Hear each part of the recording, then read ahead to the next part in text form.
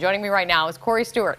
He's running to be the Republican nominee to challenge Democratic Senator Tim Kaine. And the left is doing a very good job of trying to conflate neo-Nazis with conservatives. It's wrong, and the Republicans are refusing to stand up against it. There is a place for, and there's long been a debate, and a nonviolent debate, about the appropriate place for Confederate statues. That's not where this is anymore. This is now, there are people there shouting, "Jews will not replace us." You condemn that, right? Absolutely. Everybody condemns that.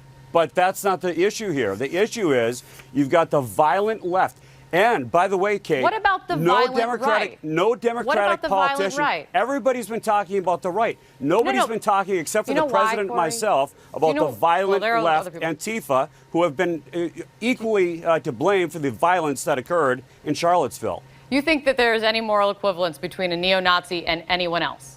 I'm not trying to make any equivalence at all. What I'm saying is that any group that espouses violence in a democracy where it's not necessary. Do you think anyone would have been there in Charlottesville had neo-Nazis neither gone CNN, there? No one would have the been mainstream media, or any Democratic politician has come out, and not even the establishment Republicans have come out and condemned the far left group Antifa, which has been espousing violence and attacking people. Why do you think that is, Corey? Maybe, is it possible? Because they're afraid. No, is it possible? Is it possible because establishment Republicans are afraid of being labeled by CNN as racist and bigots, and they know that that's exactly what you're going to do, and there's only a few of us who are going to stand up to you. Intellectually honest, coming from CNN, I just don't, am the I don't anchor see of that the at show. all. I'm asking the question, hold on a second. Where is your condemnation of the right? I've already condemned it. And by the way, so has every other Republican under the sun. You haven't seen Terry McAuliffe, who stood up there with an overt racist. Okay. And it refuses to. He had the opportunity. All the Democrats had the opportunity to condemn Antifa. They never, not once. Let me ask you this. The left never condemns itself. The right has been backing down for years and years and years. They're so afraid of being labeled by the mainstream media and by the left as racists and bigots that when the attacks come, they immediately back down. Finally, you have a president of the United States who's saying, no, look, what neo-Nazis and the KKK, they have nothing to do with the Republican Party. They're absolutely wrong. Of course, we condemn them.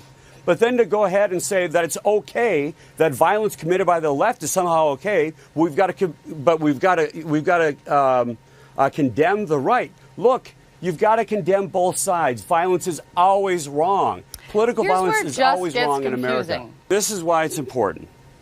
Because the president is absolutely right. After they get done removing statues to Confederate generals, because arguably they fought to preserve the institution of slavery, they're going right after slave owners, including the founders, Jefferson, Madison, Washington.